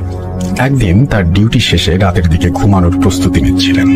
তখন হঠাৎ বস ফোন করে বললেন যে ফরিদপুরে কোনো একটি মর্গ থেকে একটা ময়না তদন্ত করা লাশ নিয়ে মাগুরার এক গ্রামে আসতে হবে। তখন তিনি ঘড়ির দিকে তাকিয়ে দেখলেন 12:30 মতো বাজে। এই গভীর রাতে তার যেতে ইচ্ছে না করলেও তাকে যেতেই হয়, কেননা এটির ওপরেই তার জীবিকা নির্বাহ করে। তাই তিনি ফরিদপুরের ওই মর্গের উদ্দেশ্যে গাড়ি নিয়ে রওনা হলেন। রাশেদুল ভাই সেখানে পৌঁছানোর পর তাকে তার বস মৃত ব্যক্তির ঠিকানা দিয়ে লাশটাকে গাড়িতে ওঠাতে বলেন। রাশেদ ভাই এবং ওইখানকার একজন সহকর্মী দুজনে মিলে লাশটাকে গাড়িতে ওঠায়। ওঠানোর সময় তাদের অনেক কষ্ট হচ্ছিল। মনে হচ্ছিল লাশটা স্বাভাবিক ওজনের চেয়ে অনেক ভারী হয়ে আছে। তারা লক্ষ্য করলেন লাশের ওপরে যে সাদা কাপড়টা থাকে সেটা রক্তে লাল হয়ে গিয়েছে এবং লাশ নিয়ে যাওয়ার ট্রলিটা বেয়ে গড়িয়ে গড়িয়ে রক্ত পড়ছিল, আর প্রচন্ড দুর্গন্ধও আসছিল লাশ থেকে। লাশটা অনেক কষ্টে গাড়িতে তোলার পর রাশেদুল ভাই গাড়ি স্টার্ট করে তার বসের দেয়া ঠিকানা অনুযায়ী রওনা দিলেন। ঠিকানাটি ছিল মাগুরা জেলার কোনো একটি গ্রামে। গাড়ি চালানোর সময় তার আবার সিগারেট খাওয়ার অভ্যেস ছিল, তাই তিনি একটি সিগারেট ধরিয়ে মুখে নিলেন। তিনি যতক্ষণ গাড়ি চালাচ্ছিলেন সিগারেট খাচ্ছেন এবং সবকিছু তার ঠিকঠাক চলছিল, কিন্তু সিগারেট শেষ হওয়া মাত্রই তিনি অনুভব করলেন পেছন থেকে কেমন যেন ফিস ফিস শব্দ এবং একটা কান্নার আওয়াজ। তিনি ভাবলেন এটা হয়তো তার মনের ভুল। তারপর তিনি অনুভব করলেন গাড়ির ইঞ্জিন থেকে কেমন এক অদ্ভুত শব্দ আসছে, যেমনটা হয় অনেক বেশি ওজনের কোনো বস্তু বহন করলে। তিনি অনেক ঘাবড়ে গেলেন। তারপর তিনি ওই ফিস ফিস শব্দটা আরো জোরে জোরে শুনতে পেলেন, আর তার গাড়ির ওপর থেকে অনেক জোরালো শব্দে ঠক ঠক ঠক ঠক করে আওয়াজ আসছিল। একটা বড় হাতুড়ি দিয়ে লোহার কংক্রিটে 6-7 জন মিলে আঘাত করলে যেমন শব্দ হয়, ঠিক তেমন আওয়াজ। ওপরে কি হচ্ছে তা দেখার জন্য তিনি তার ডান হাত লুকিং গ্লাসটায় লাগিয়ে সুইচটা চেপে ওপরের দিকে ঘোরালেন। তিনি দেখলেন ওপরে কয়েকটা কালো রঙের লম্বা লম্বা জন্তু, আবার অনেক লম্বা মানুষের মতো আকৃতির প্রাণীরা কুড়ালের মতো চোখা একটা বস্তু দিয়ে গাড়ির ছাদে আঘাত করছে। এটা দেখে তিনি প্রচন্ড পরিমাণে ঘামতে লাগলেন। তিনি গাড়ির স্পিড বাড়িয়ে দিলেন, তাও যেন পথ শেষ হচ্ছে না। হঠাৎ রাশেদুল ভাই তার গাড়ির হেডলাইটের আলোতে লক্ষ্য করলেন তার গাড়ির সামনে রাস্তার মাঝখানে লম্বা সাদা কাপড় পরা বিভৎস চেহারার একটা মেয়ে দাঁড়িয়ে তাকে ইশারা করে গাড়ি থামাতে বলছে। মেয়েটার চোখ ছিল সম্পূর্ণ ধবধবে সাদা রঙের এবং কাপড়ের আঁচল রাস্তার পাশে এক জঙ্গলের ভেতর ঢুকে গেছে। মেয়েটির কাছে গাড়ি নিয়ে যাওয়া মাত্র মেয়েটি রাশেদুল ভাইকে বলছে, আমাকে নিয়ে যা, দাঁড়া, আমার খুব বিপদ। রাশেদুল ভাই চিন্তা করলেন আজ তার সাথে খারাপ কিছু একটা ঘটতে চলেছে। তিনি গাড়ির স্পিড আরো বাড়িয়ে দিলেন এবং মেয়েটার সাইড থেকে ক্রস করে চলে গেলেন। তারপর তার কাছে সবকিছু স্বাভাবিকই মনে হচ্ছিল। সেই ফিস ফিস শব্দ আর গাড়ির ওপরে থাকা আওয়াজ তিনি আর পাচ্ছিলেন না। এমন ভাবে কিছু পথ যাওয়ার পর হঠাৎ তিনি আবার সেই ফিস ফিস শব্দ শুনতে পান। তবে এবার তিনি অনুভব করলেন সেই ফিস ফিস শব্দের সাথে আর একটা ফিস ফিস শব্দ, ঠিক যেমনটা হয় একজন যদি অপরজনের সাথে কথা বলে। তারপর রাশেদুল ভাই একটু সাহস করে গাড়ির ভেতরে থাকা মিরর গ্লাসের দিকে তাকিয়ে দেখার চেষ্টা করলেন। তারপর তিনি তা দেখলেন। তা দেখার জন্য তিনি একদমই প্রস্তুত ছিলেন না। গ্লাসের দিকে তাকানো মাত্রই তিনি দেখতে পেলেন লাশটা ট্রলির ওপর বসে আছে। শুধু তাই নয়, লাশের পাশে আরো কয়েকজন লোক বসে আছে, যাকে কিনা তিনি রাস্তার মাঝখানে দাঁড়িয়ে থাকতে দেখেছিলেন। তারা দুজনই এরকম ফিস ফিস শব্দে একে অন্যজনের সাথে কথা বলছে। তাদের দুজনের ঘাড়ের ওপর মাথা ছিল বিচ্ছিন্ন, গলার উপর থেকে টকবক করে রক্ত যেন উপচে পড়ছে, ঠিক যেমনটা হয় অনেক আগুনে তাপ দিয়ে পানি ফোটালে। এমন দৃশ্য দেখে রাশেদুল ভাই ঘামতে লাগলেন। তিনি কি করবেন বুঝতে না পেরে দোয়া দুরুদ পড়তে লাগলেন। হঠাৎ তিনি ফজরের আজান শুনতে পেলেন। সব কেমন নিস্তব্ধ হয়ে গেল। সেই মুহূর্তে তিনি তার গন্তব্যে পৌঁছে গেলেন। তারপর তিনি ওই গ্রামে লাশটা রেখে আসলেন, আর সেখান থেকে তিনি লোকমুখে জানতে পারলেন লোকটাকে নাকি তার বউ সম্পত্তির লোভে নিজের হাতে গলা কেটে হত্যা করেছিল। তার বউ সড়ক দুর্ঘটনায় মারা যায়। এই ঘটনা এখানেই শেষ হতে পারত, কিন্তু তিনি পরের দিন যখন ঘুমালেন, হঠাৎ স্বপ্নের মধ্যে তিনি দেখতে পেলেন একটা সাদা কাপড় পরা মেয়ে তাকে ডাকছে, বলছে, তুই আমাকে রাস্তার মাঝখানে রেখে চলে গেলি কেন? আমি তোকে ছাড়বো না। এখনো রাশেদুল ভাই ওই মহিলাটাকে প্রায় স্বপ্নে দেখেন। মহিলাটি স্বপ্নে তাকে ভয় দেখায়। তিনি আজও এই ঘটনার কোনো ব্যাখ্যা পাননি। তার মুখে শোনা আরো অনেক ঘটনা আছে, সময় পেলে একদিন স্টুডিওতে এসে শোনাবো। ধন্যবাদ। ভালো লাগলে পড়ে শোনাবেন। ঘটনাটি সিলেক্ট হলে আমাকে জানাবেন। তারপরে তিনি তার মোবাইল নাম্বার শেয়ার করেছেন এবং তিনি আমাকে একটা পার্সোনালি একটা মেসেজ দিয়েছেন, যে মেসেজটার কথা আমি আর এখানে বললাম না। তারপর তিনি বলেছেন, ভালো থাকবেন, সুস্থ থাকবেন, ভূত.com এর যাত্রা শুভ হোক। অনেক ধন্যবাদ আপনাকে এই ঘটনার জন্য, এবং আমি বিশ্বাস করি আপনাদেরও এরকম অনেক ঘটনা রয়েছে, যে ঘটনাগুলো আপনারা যদি আমাকে লিখে পাঠাতে চান তাহলে আপনাদের আমাদের ইমেল অ্যাড্রেসটা মনে রাখতে হবে। আমাদের ইমেল অ্যাড্রেস হচ্ছে russell.booth.com@gmail.com, which is russell.booth.com@gmail.com।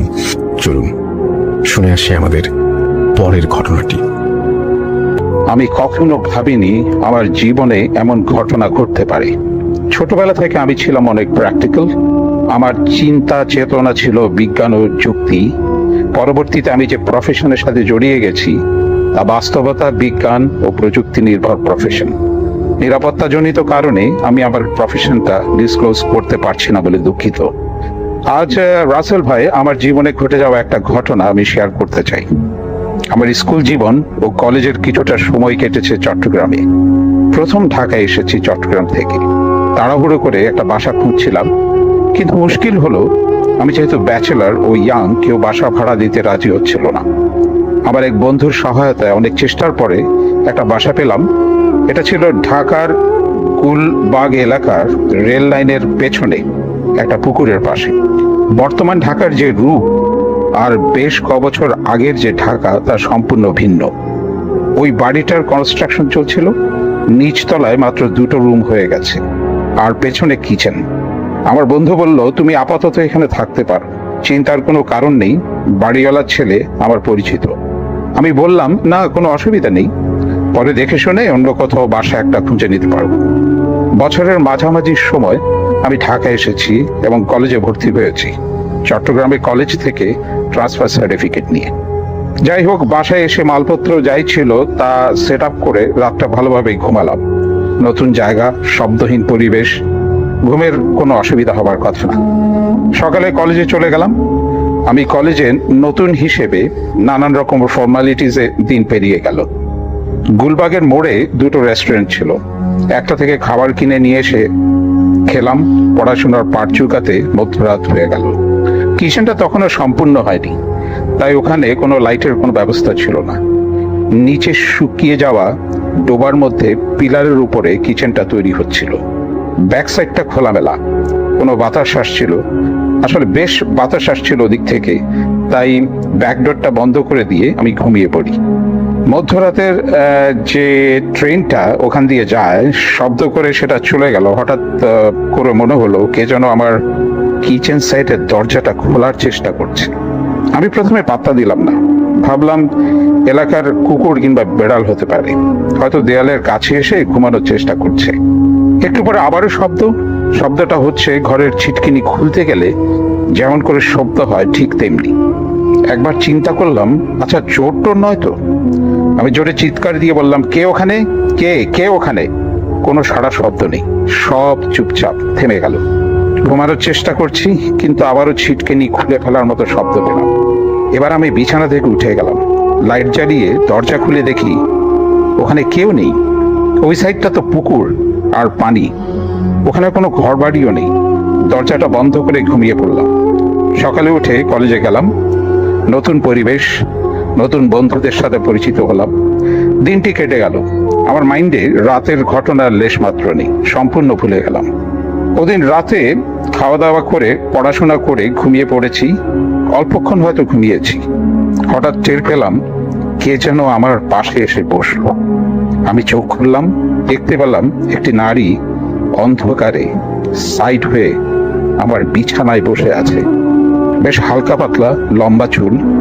আমি তাড়াহুড়ো করে বিছানার মধ্যে উঠে বসলাম। আশ্চর্যের ব্যাপার, আমার উঠে যাওয়া দেখে ওই মেয়েটা ওখান থেকে সরছিল না। আমি বুঝতে পারছিলাম না কি করব। এখানে এই মেয়েটি এলো কি করে? দরজা জানলা সব তো বন্ধ, সে কি করে এলো? আমার গলা থেকে অদ্ভুত আওয়াজ বেরিয়ে এলো, তুমি কে? তারপর দেখি সে বিছানা থেকে উঠে দরজা দিয়ে বেরিয়ে চলে গেল। পড়ি মোড়ে করে আমি গিয়ে রুমের লাইটটা জ্বালিয়ে দিলাম। তাকিয়ে দেখি দরজা জানলা সব তো বন্ধ, রুমে কেউ নেই। বিছানায় বসে ভেবে কুল কিনারা করতে পারছিলাম না, এটা কি করে সম্ভব? আমার জীবনে যা কখনো ঘটেনি, আচ্ছা তাই ঘটলো। এটা যদি কোনো হিউম্যান হতো তাহলে তার পক্ষে এভাবে ইনভিজিবল হয়ে যাওয়া অসম্ভব। তাহলে ওটা কি ছিল? সারাটা রাত লাইট জ্বালিয়ে রাখলাম, চেষ্টা করলাম ঘুমাতে। সকালে আর কলেজে গেলাম না। আমার এক নানা থাকতেন মতিঝিল কলোনিতে। উনি নাম্বার NBR এর ওখানে একটা বিশেষ একটা সেলে উনি কাজ করতেন। নানা অনেক পরহেজগার মানুষ ছিলেন। ভাবলাম ওখানে গিয়ে নানাকে সবকিছু বলবো। ওনার বাসায় গিয়ে শুনি উনি অফিসে চলে গেছেন। ইয়ারলি ট্যাক্সেশনের মাস, তাই একটু আগে ভাগে উনি অফিস চলে গেছেন। কিন্তু ওখানে পেলাম নানারই এক দুঃসম্পর্কের কাজিন। এই নানা বাংলাদেশ, ভারত যত রকমের যতগুলো মাজার শরীফ আছে এমন কোনো মাজারে নেই যে উনি যাননি। বলতে গেলে উনি মাজারেই পড়ে থাকেন, চাকরি বাকরি করতেন না। উনি কিভাবে চলতেন তা কেউ কিছু জানতো না। ওনার বয়স তখন আনুমানিক 50-এর মতো হবে। মাথায় একরাশ ঝাঁকড়া চুল। ওনাকে আমি অনেক বছর আগে চট্টগ্রামে দেখেছিলাম। এখানে দেখে আমি একটু অবাক হলাম। আমাকে দেখে উনি আমাকে চিনতে পারলো, বলল যে তুমি অমুকের ছেলে না? আমি বললাম জি। তো নানা তখন আমার দিকে কতক্ষণ তাকিয়ে থাকলেন, আমাকে বললেন, ও আচ্ছা আচ্ছা, তো তোমার সমস্যা কি? আমি বললাম আমার আবার কি সমস্যা? তো উনি বললেন, তুমি ঢাকায় নতুন বাসায় উঠেছো না? আমি যে ঢাকায় নতুন বাসায় উঠেছি এটা এখনো আমার আত্মীয় স্বজন কেউ জানে না। আমি বললাম, আপনি কি করে জানেন?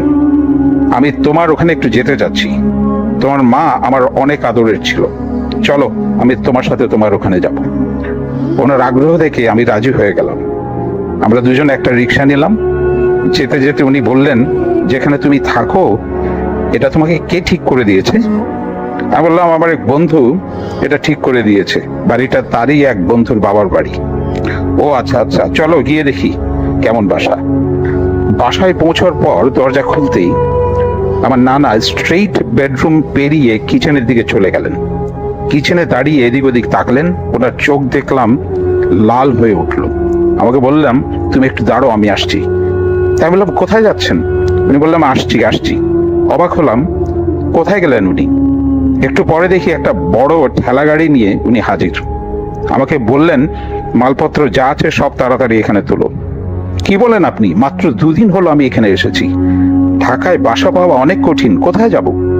উনি বললেন, যদি বাঁচতে চাও যা বলছি করো, সব মালপত্র তোলো, জায়গাটা ভালো না। যে তোমার পেছনে পড়েছে সে ডোবার মধ্যেই থাকে, অনেক ভয়ঙ্কর, একে সামাল দেওয়া সহজ না। আমি অবাক হলাম, কি বলছেন এসব? কে আমার পেছনে পড়েছে? ডোবাতে আবার মানুষ থাকে নাকি? উনি বললেন, যা বলছি করো, সময় নেই। আমি ওনার কথা মতো সব মালপত্র ঠেলা গাড়িতে তুললাম। ঠেলার উপরে আমরা দুজনে মতিঝিলে বসে চলে আসলাম। নানি ও মুহূর্তে রান্নায় ব্যস্ত ছিলেন। ওনাকে নানা বললেন, ওকে কদিন এখানে থাকতে দাও, আমি একটু বেরোচ্ছি, ওকে ঝাড়ফুঁক করতে হবে। নানি বললেন, কেন, কি হয়েছে?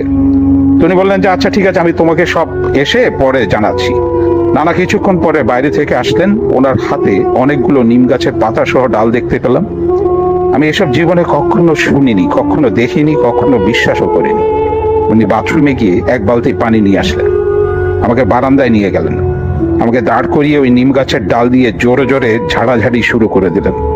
এমন ভাবে ঝাড়ছেন, অন্য সময় হলে হয়তো অনেকেই অনেক ব্যথা পেত। একেবারে মাথার উপর থেকে শুরু করে পা পর্যন্ত উনি ঝাড়ছেন, কিন্তু আমার তেমন কিছু ব্যথা কিংবা আমি তেমন কিছু অনুভব করতে পারছিলাম না। উনি বিড়বিড় করে কি যেন সবকিছু বলছেন। তখন হঠাৎ করে আমার মনে হলো কেমন একটা আরামের পরশ সারা শরীর জুড়ে, আর মনে হচ্ছিল কি একটা বাতাসের খেলা আমার শরীরের চারপাশে। ঝাড়ার পর উনি বাথরুম থেকে আনা বালতির পানি আমার মাথার উপর ঢেলে দিলেন। বারান্দার এক সাইডে একটা ড্রেন পাইপ থাকে, অনেক সময় পানি ধুলে ওদিক দিয়ে বেরিয়ে যায়। পানি ঢালার পরে অবাক হয়ে তাকিয়ে দেখি গড়িয়ে যাওয়া পানিগুলো একেবারে লাল, টকটকে লাল। আমি অবাক হয়ে তাকিয়ে থাকলাম ঝরে যাওয়া পানির দিকে। উনি বললেন, তুমি বেঁচে গেলে। কিসের থেকে বাঁচলাম? নানা এসব কি বলছেন? নানা বললেন, এসব নিয়ে আর মাথা ঘামিও না, আর কখনো ওদিকে যাবে না। বাসা থেকে যদি তোমার প্রয়োজন হয়, খুব দরকার হয়, কদিন অন্তত চুপচাপ থাকো, তারপরে তুমি অন্য কোথাও কোনো এলাকাতে বাসা খুঁজে নিও। আমি আশা করছি তোমার আর কোনো অসুবিধা হবে না। আমি যা করার করে দিয়েছি। সেদিন রাতে আমার জীবনের বুঝি শ্রেষ্ঠ ঘুম আমি ঘুমিয়েছিলাম। কেমন স্নিগ্ধ নিশ্চিন্ত এক ঘুমের জগতে হারিয়ে গিয়েছিলাম। ঘুম থেকে উঠে মনে হলো এক নতুন জীবন পেয়েছি। সেই নানাকে ধন্যবাদ। আমার এই জীবনে ওনার সাথে আর কখনো কোথাও দেখা হয়নি। একদিন পরেই উনি নানা ঢাকা থেকে চলে গিয়েছিলেন। এখনো আমি জানি না সেই নারী কেন ছিল রাতের আধারে, এবং সে যদি মানুষ কিংবা মানুষের কোনো কায়া থেকে থাকে, তার মধ্যে কি করে সম্ভব সে একটা ডোবার মধ্যে থাকতে পারে? কেন সে আমার উপর ভর করতে চেয়েছিল? এসব কিছুরই উত্তর আমার জানা নেই। সবাইকে অনেক ধন্যবাদ আমার জীবনে ঘটে যাওয়া ঘটনাটি শোনার জন্য। ধন্যবাদ জানাই ভূত.com টিমকে, ধন্যবাদ জানাই তাদের যত মেম্বার্স আছে তাদের সকলকে। এবং আজকে সত্যিকার অর্থে দীর্ঘদিন পরে আমার ঘটনাটি বলতে পেরে খুব ভালো লাগছে। বাংলাদেশের হাজারো মাইল দূর থেকে সবার প্রতি শুভেচ্ছা। আসসালামু আলাইকুম। ভূত.com এর সকল শ্রোতাদেরকে জানাচ্ছি শুভেচ্ছা ও অভিনন্দন। রাসেল ভাইয়ের হোস্টিং এ ভূত.com হচ্ছে, এই ভূত.com এর ভয়ের জগতে সকলকে স্বাগতম। আমি আফনান আপনাদের জন্য আজকে নিয়ে এসেছি রক্তহীন করা অ্যাম্বুলেন্সের একটি ঘটনা। আপনারা অনেকে অ্যাম্বুলেন্সের ঘটনা শুনতে চান, কিন্তু সবসময় অ্যাম্বুলেন্সের ঘটনা ম্যানেজ করা সম্ভব হয় না। তো আপনাদের জন্য এবার অনেক কষ্ট করে একটি গল্প পেয়েছি, আশা করি আপনাদের সবার ভালো লাগবে। কথা না বাড়িয়ে আমি সরাসরি গল্পে চলে যাই। ঘটনাটির সময় ছিল 2009 সাল। যার সঙ্গে ঘটেছিল তার নাম হচ্ছে রফিক। উনি পেশায় একজন অ্যাম্বুলেন্স চালক। উনি অ্যাম্বুলেন্সটা বেসিক্যালি দুটো মেডিকেল থেকে দুটো মেডিকেলের রোগী বা লাশ উনি আনা নেওয়া করেন। একটি হচ্ছে মিডফোর্ড হসপিটাল, আর একটা হচ্ছে ঢাকা মেডিকেল কলেজ। উনি সাধারণত ঢাকা মেডিকেল কলেজের এদিকে বেশি থাকেন, কারণ এখানে দেখা যাচ্ছে যে রোগীর পরিমাণ বেশি, ওনার ট্রিপটাও বেশি পাওয়া যায়। এই জন্য উনি সাধারণত ঢাকা মেডিকেল কলেজের এই সাইডটাতেই ওনার আনাগোনাটা বেশি। যেদিন ঘটনাটি ঘটে ওই তারিখটা ছিল হচ্ছে মঙ্গলবার, এবং সময়টা ছিল আগস্ট মাস। তো এমন একটি সময়ে, ওই সময় প্রচন্ড গরম ছিল, গরমকাল বেশ, কারণ আগস্টে তো আমাদের এখানে বেশ বাংলাদেশে কিন্তু বেশ গরম থাকে। ওই সময়ে রাত বাজে প্রায়, ওনার ভাষ্য অনুযায়ী রাত বাজে তখন প্রায় 11টা। ওনার পরিচিত একজন ব্যক্তি, যিনি ওই হসপিটালের 4র্থ শ্রেণীর একজন কর্মচারী, সাধারণত তাদের মাধ্যম দিয়ে ওনারা ট্রিপ গুলো পেয়ে থাকেন। সেই ব্যক্তিটি এসে তাকে জানায় যে আরিচার ঘাট যেটি রয়েছে, এই ঘাটের পাশে একটি গ্রাম রয়েছে, সেই গ্রামে একটি লাশ পৌঁছে দিতে হবে। এখন তিনি জিজ্ঞেস করেন যে লাশের কি হয়েছিল, কিভাবে মারা গেল। তখন তারা বলে যে উনি এমনিতেই বার্ধক্যজনিত কারণে মারা গেছেন। তো এই কথা বলার পর উনি রাজি হয়ে যান এবং সাধারণত মানে যে ভাড়া ওনারা ঠিক করেন অ্যাম্বুলেন্স চালকরা, দেখা যাচ্ছে ভাড়ার একটি অংশ যিনি এই ট্রিপটা এনে দেন তাকে দিতে হয়। তো ঠিক হলো যে তখন 7,000 টাকায় আরিচায় পৌঁছে দেবেন। ওই সময় কিন্তু 7,000 টাকা অনেক, মানে আরিচা অনুযায়ী যেহেতু নদী পার হতে হচ্ছে না, ফেরির খরচটা লাগছে না, সেই অনুযায়ী 7,000 টাকা কিন্তু ওনার জন্য বেশ ভালো অ্যামাউন্টের একটি টাকা। উনি রাজি হয়ে যান এবং চতুর্থ শ্রেণীর কর্মচারীকে উনি 2,000 টাকা দেন এবং 5,000 টাকা উনি ওনার কাছে রাখেন, মানে এরকম একটা শর্ত হয় আর কি। এবং ট্রিপ শুরু করার আগেই ফুল টাকাটা পেইড করে নিতে হয়। সাধারণত ওইখানে নাকি এইভাবেই সিস্টেমে এই ট্রিপ গুলো অ্যাম্বুলেন্সের যারা চালক তারা এরকম মানে এই কাজটা করে থাকেন। কারণ অনেক সময় দেখা যায় লাশ নিয়ে বাসায় নামানোর পরেই সবাই লাশ নিয়ে ব্যতিব্যস্ত হয়ে যান, অ্যাম্বুলেন্সের কথা মনে থাকে না, চালকের কথা মনে থাকে না। এই জন্য ওঠার আগেই সাধারণত এই টাকাটা ওনারা পারতপক্ষে মানে নিয়ে নেওয়ার চেষ্টা করেন। যখন লাশটি নিয়ে আসা হয়, লাশের সাথে 4 জন লোক ছিল, 3 জন পুরুষ এবং 1 জন মহিলা। গাড়িতে ওঠার পরপরই স্বাভাবিকভাবেই রফিক সাহেব উনি টাকা দাবি করেন এবং ওনারা কোনো ধরনের কোনো উচ্চপাচ্য ছাড়াই টাকাটা দিয়েও দেন। গাড়ি চলতে থাকে। রাত তখন প্রায় 1টা বাজে। রাত 1টার মধ্যে ওনারা মানিকগঞ্জ প্রায় পার হয়ে যাবেন এমন একটি সময়। তো হঠাৎ করে উথুলি নামক একটি জায়গা রয়েছে। এই উথুলি জায়গা থেকে সামান্য একটু পার হলেই হাতের বাম দিক দিয়ে পাটুরিয়া ঘাটের দিকে রাস্তা চলে গিয়েছে এবং সোজা রাস্তাটা চলে গেছে হচ্ছে আরিচা ঘাটের দিকে। এখন যেহেতু আরিচা ঘাট দিয়ে ওইভাবে ফেরি পার হয় না, এখন পাটুরিয়া ঘাট দিয়েই হয়। এই জন্য আরিচা ঘাটগামী ওই রাস্তাতে সাধারণত যানবাহন খুব কম চলাচল করে, দিনের বেলা তো কম চলাচল করে, রাতের বেলা তো কোনো কথাই নেই। যখন উথুলি নামক ওই জায়গাটাতে উনি আসছেন গাড়ি নিয়ে, হঠাৎ করে গাড়িতে একটি ঝাঁকুনি দেয়। সাধারণত ব্রেক করা ছাড়া যদি কোনো একটি গাড়ি স্পিড ব্রেকার পার হয়, ঠিক যেভাবে ঝাঁকি লাগে অমন একটি ঝাঁকি লাগে, একটি ঝাঁকি অনুভূত হয় গাড়িতে। তখন ঝাঁকি খেয়ে সাধারণত দেখা যাচ্ছে যে গাড়ির যাত্রীরা একটু কথা বলে ওঠেন যে এই আসতে চালাও। তখন রফিক সাহেব দেখলেন যে না, ওনারা কোনো কথা বললেন না।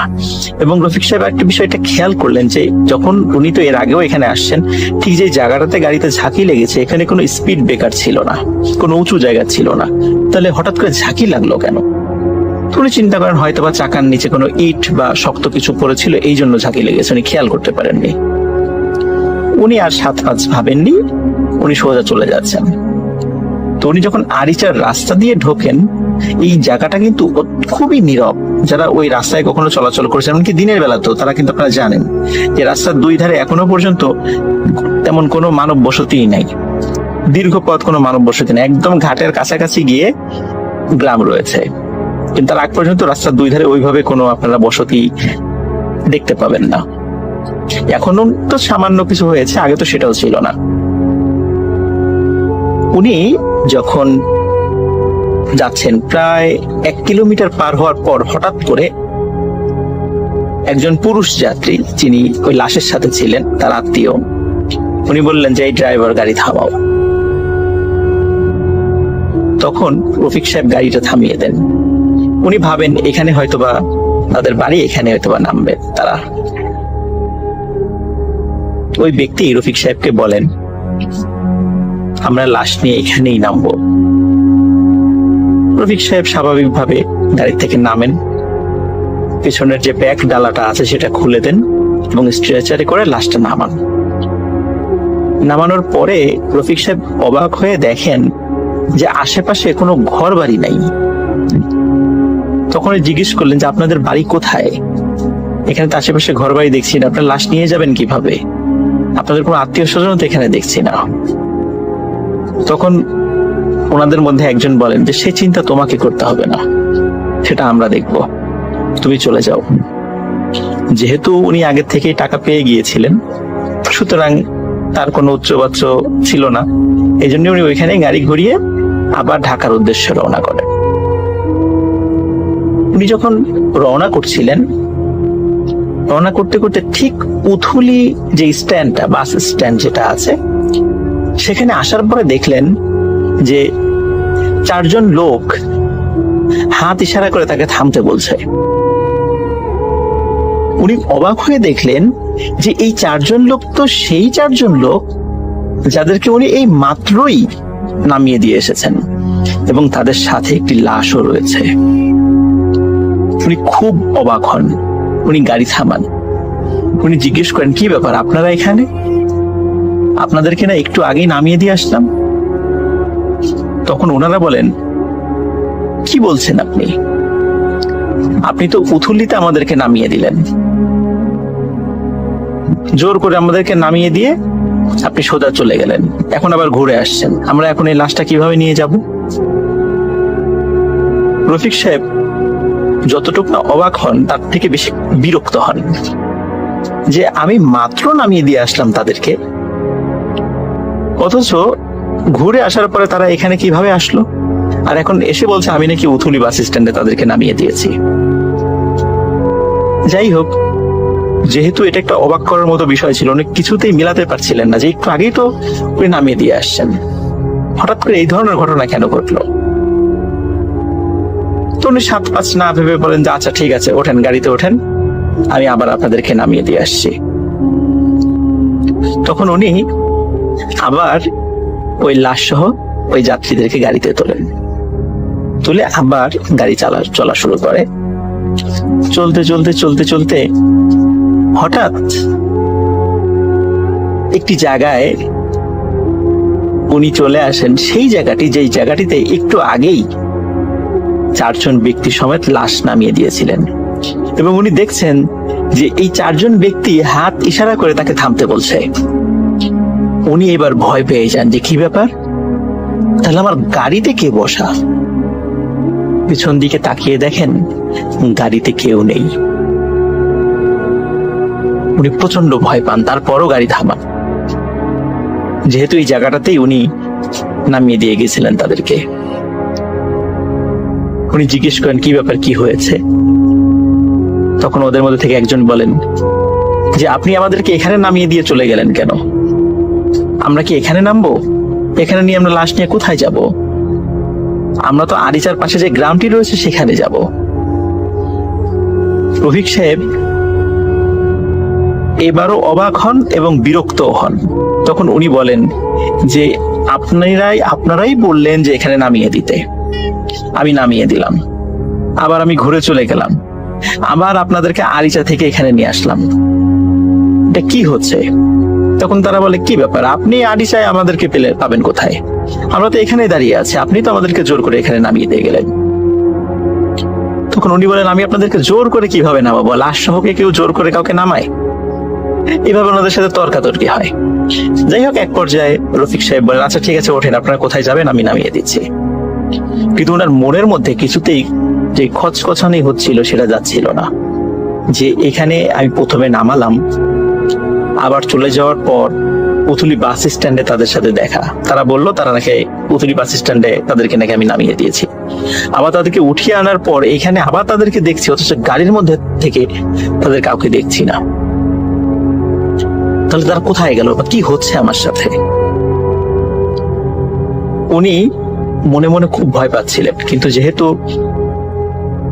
উনি প্রায় 45 বছর বয়স ওনার ছিল রফিক সাহেবের, এবং মোটামুটি 20-22 বছর থেকেই উনি এই অ্যাম্বুলেন্স চালান। অনেক ঘটনা, ছোটখাটো ঘটনা এই অ্যাম্বুলেন্স চালাতে গিয়ে রাস্তাঘাটে ওনার সাথে ঘটেছে, একদম টুকিটাকি সেই জিনিসগুলো, কিন্তু এই ধরনের অদ্ভুত বিষয় ওনার সাথে কিন্তু কখনো ঘটেনি। উনি গাড়ি চালাচ্ছিলেন, প্রায় 1.5 কিলোমিটার যাওয়ার পর হঠাৎ একজন বলেন যে একটু গাড়িটা থামান। তখন রফিক সাহেব বলেন যে এখানে কি আপনারা নামবেন? বলেন, না, এখানে নামবো না, আমাদের একটি কাজ আছে। এই কথা বলে একজন নামেন, অন্যরা গাড়িতে থাকেন। এখন রফিক সাহেবের ওনার একটু প্রাকৃতিক ডাকে সাড়া দেওয়ার প্রয়োজন ছিল, তো উনি মাত্র কয়েক মিনিটের সময় নিয়ে উনি আবার গাড়ির কাছে ফিরে আসেন, কিন্তু অদ্ভুত ব্যাপার, গাড়িতে একজন মানুষও নাই, একজন মানুষও নাই। কোথায় গেল তারা? কিন্তু গাড়ির মধ্যে লাশ কিন্তু রয়েছে। রফিক সাহেব চিন্তা করছেন যে মাঝে মাঝে কিন্তু এরকম লাশ দিয়ে ধোকা দিয়ে অনেক সময় গাড়ি ছিনতাইয়ের ঘটনা ঘটে, ওনার সাথে সেই ধরনের ঘটনা ঘটছে না তো? তখন উনি চিন্তা করেন আসলে এই লোকটি মারা গেছে কিনা একটু চেক করে দেখি। এবং রফিক সাহেব সাহস করে গাড়ির ব্যাক ডালাটা খুলে লাশের হাতের পালস চেক করে দেখেন আসলে সত্যিই মারা গেছে। এবং লাশের উপরের কাপড়টা সরিয়ে দেখেন যে সেটা একটা পুরুষ মানুষের লাশ, বয়স 70 বা 80 হবে এমন বয়স। তো দেখে মনে হচ্ছিল উনি স্বাভাবিকভাবেই মারা গেছেন। তখন উনি চিন্তা করলেন যে আসলেই তো এটা লাশ, এখানে লাশ দিয়ে ধোকা দেওয়ার তো কিছু নাই, কিন্তু লোকগুলো কোথায় গেল? উনি অনেক ডাকাডাকি করার পরেও কোনো লোককে দেখতে পেলেন না। ওদিকে উনি খেয়াল করছিলেন যে আরিচা ঘাট খুব বেশি দূরে নয়। তখন উনি চিন্তা করলেন যে যেহেতু কাউকে পাওয়া যাচ্ছে না, তাহলে আমি গাড়িটি চালিয়ে আরিচা ঘাটের কাছে চলে যাই। ওখানে গেলে হয়তো বা কোনো মানুষ পাবো, তাদের কাছে জিজ্ঞেস করলেই এই লোককে দেখালে বলে দিতে পারবেন যে উনি কোন বাড়ির বা কোন গ্রামের, হয়তো অনেকেই চিনবেন তাকে। এই চিন্তা করে উনি গাড়ি স্টার্ট দিলেন। গাড়ি স্টার্ট দেওয়ার পর উনি আরিচা ঘাটের কাছে চলে আসেন এবং দেখেন ওখানে বেশ দু একজন লোক, বিশেষ করে ওই যারা বাজারের যে পাহারাদার বা চৌকিদার, তারা সেখানে আছে। তখন গাড়ি থামিয়ে তাদের একজনকে ডাকলেন। ডাকার পরে বললেন যে আচ্ছা, আপনি কি বলতে পারবেন এই যে ভিতরে আমার গাড়ির মধ্যে যে লাশ রয়েছে, এটি আপনাদের এলাকার কার লাশ? তখন দুইজন চৌকিদার খুব অবাক হয়ে রফিক সাহেবের দিকে তাকান, বলে যে লাশ? কোথায় লাশ? তখন বলে এই যে আমার গাড়িতে। আপনার গাড়ি কোনো লাশ দেখছি না। সত্যি রফিক সাহেব পিছন দিকে তাকিয়ে দেখেন গাড়িতে কোনো লাশ নেই। রফিক সাহেব মারাত্মক ভয় পেয়ে যান। ভয় পাওয়ার পরে ওই চৌকিদারকে সবকিছু খুলে বলেন যে এই ঘটনা ওনার সঙ্গে ঘটেছে। তখন চৌকিদার বলেন যে আমরা তো এই গ্রামের খুবই পুরাতন বাসিন্দা, এখানে এমন কোন লোক মারা গিয়েছে বলে তো আমরা জানি না। একথা শুনে রফিক সাহেব চিন্তা করেন হয়তো বা ওনারা জানেন না, এটা হতেই পারে। কিন্তু এই যে ঘটনাগুলো ঘটছিল, এগুলো আসলে কেন ওনার সাথে ঘটছিল উনি কিছুতেই বুঝতে পারছিলেন না, কোনো হিসাব মিলাতে পারছিলেন না। উনি ওই দিন আর গাড়ি নিয়ে ঢাকায় যেতে পারেননি। উনি মানসিকভাবে খুব বিপর্যস্ত হয়ে পড়েন এবং ওনার ওই বিপর্যস্ততা দেখে আরিচা ঘাটের দুইজন চৌকিদার, তারা তাকে গাড়িটা পার্কিং করার ব্যবস্থা করে এবং রেস্ট নেওয়ার জন্য তাদের যে বিশ্রামের যে জায়গাটা আছে সেটা ছেড়ে দেয়, বলে যে আপনি এখানে বিশ্রাম করেন। এবং বিশ্রাম করার পর সকালবেলা যখন উনি ওঠেন রফিক সাহেব, তখন আশেপাশে অনেক লোক আসে, সবাই কৌতূহল হয়ে তাকে প্রশ্ন করতে থাকেন যে আসলে কি ঘটনা ঘটেছিল। উনি আবারও সেটা খুলে বলেন। তখন একজন লোক বলেন যে হ্যাঁ, আমাদের পাশের গ্রামে একজন মুরব্বী মারা গিয়েছে, কিন্তু সে যতটুকু জানে যে রাত প্রায় 3টার দিকে তার জানাজা হয়েছে এবং জানাজা করার পর তাকে কবরস্থও করা হয়েছে এবং তাকে নাকি একটি মাইক্রোবাসে করেই নিয়ে আসা হয়েছিল। উনি খুব অবাক হন যে আসলে আমি তাহলে কার লাশ নিয়ে আসলাম। তখন উনি বলেন যে আসলে এই লাশের বাড়িটি কোথায় আমাকে দেখাতে পারবেন? তখন একজন লোক ওই বাড়িতে নিয়ে যায় তাকে। বাড়িতে নিয়ে যাওয়ার পর উনি লক্ষ্য করেন যে চারজন লোককে উনি নিয়ে এসেছিলেন, সেই চারজন লোক ওই বাড়িরই আত্মীয় স্বজন, কিন্তু এই চারজন লোক ওই ড্রাইভারকে চিনতে পারছে না কিছুতেই। তখন ড্রাইভার বললেন, বিশেষ করে রফিক সাহেব, যে আমি তো আপনাদেরকে কালকেই নিয়ে আসলাম, লাশের সাথে নিয়ে আসলাম, এই ঘটনা ঘটলো। তখন ওরা বললেন, না তো, আমরা তো আপনার গাড়িতে আসিনি, আপনার মাইক্রোবাসের কালার হচ্ছে কালো, আর আমরা যেই মাইক্রোবাসে এসেছিলাম সেটার রং সাদা, আমরা তো আপনার গাড়িতে আসিনি। তখন রফিক সাহেব চিন্তা করলেন যে তাহলে এই যে ওনাদের কাছ থেকে যে টাকাটা পেয়েছিল, সে টাকাটা তখন ওনার পকেটে। তখন যে এই যে আপনারাই তো আমাকে টাকা দিয়েছেন, বলে, না তো, আমরা তো কোনো টাকা দেইনি আপনাকে। এবার আর রফিক সাহেব উনি ওনার সেন্সটা ধরে রাখতে পারেন না। ঘন্টাখানেক পর